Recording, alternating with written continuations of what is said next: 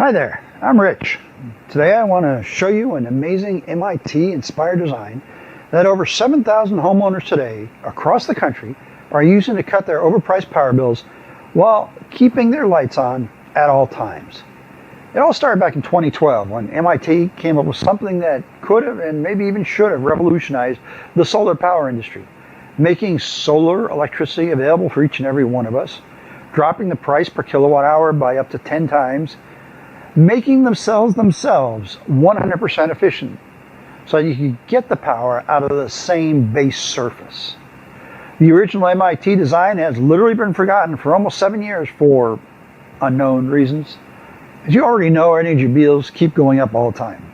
Yeah, it's easy to think that's accidental or it's just inflation, or maybe it's supply and demand. You know, all the excuses they normally give us. But I'm just not so sure. With all the technology that exists in Silicon Valley, why isn't some of it going to making our power bills more affordable? I'll tell you why. Because the Silicon Valley fat cats are working in cahoots with the power companies. Let me ask you this.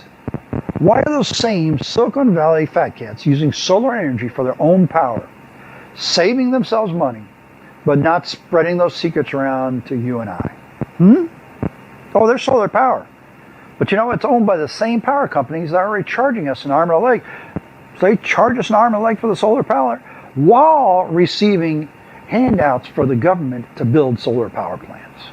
If we knew the things that they are doing and how to do them for ourselves, it could save us up to 60% a month, every single month, making our power bills affordable. But of course, if they did that, they couldn't keep padding their pockets with our money.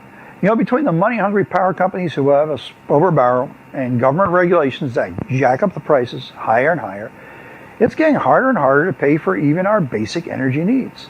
Remember the February freeze? Yeah, well, we pay a small fortune for electrical power and can't even count on it when we need it the most. We need a game changer. We need some sort of technology that is going to save our bank accounts while ensuring that we have power available to us all the time. With a little bit of luck, I ran across a guy named Brian. He's an amazing guy with a spin-off built on the original Game Changer from MIT. He calls this thing the solar switch, virtually an endless, self-sustained power source, a switch for tapping into the sunlight that's beating down on us all the time and giving us unlimited electrical power. So let me show you how well this works. So I've taken my solar switch and connected it through a solar charge controller to a battery. And then I've got a power inverter here so I can pull the power off and make use of it. But still, it's the switch that's providing all the power. All I'm doing is storing it here. So yeah, we plug that in, bingo, we've got lights. But you know, lights are easy. Lights don't draw a lot of power, especially these modern lights we've got these days. You know, how about something a little more beefy? Here's a hammer drill. And plug that in and yeah, runs the hammer drill just fine. Let's go a little more. Here's a circular saw. That's drawing about 12 amps of power. By the way, 12 amps is a lot more than your fridge is going to draw. I can plug that in and bingo. Now I've got enough power here that last year during the freeze, I was able to power my refrigerator and some lights in my house, all while everyone else was basically in the dark. You know, and it's all coming power from the sun that we're capturing by the efficient use of solar panels. The system is basically a 6-foot tall solar panel array that can be placed anywhere. I've got it in my backyard right now. It's highly versatile and highly portable. It can cut your power bill while serving as a much-needed backup generator for emergency situations. Mine was a real blessing this past winter. Remember the February freeze? You know, my neighbors were out of power, but I had power. I was able to power my fridge, some lights, even use my computer. And best of all, this design works with no gasoline, no smoke, no noise to bother the neighbors, and none of the other hassles that come from a traditional gasoline generator. It's cheap, easy to build, and easy to use. It's simply amazing. Over 7,000 homeowners across the U.S. alone are enjoying the benefits that come with this cool device. And the best thing is that you can have your own solar switch system up and operating, say, by the end of the day. So you too will be able to shave money off those ever-lingering electric bills, whether you hook it to the house, power shed, or do like I do and use it for power in your garage. This thing will save you cash and keep you and your family safe just by being around. You'll learn the exact secrets about how to set up solar panels so that they deliver up to 10 times the output of most of those traditional systems put up on the roof, while taking up just 5% of the space, and it's really at a fraction of the cost.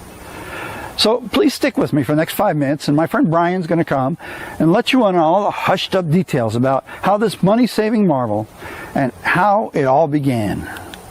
And how getting shot, literally getting shot, during a blackout robbery drove him to adapt these amazing designs and make them work, tapping into an unlimited supply of electricity with just 10 square feet of solar panels in his own backyard.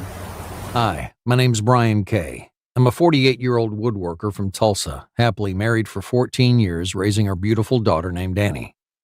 And this is my story.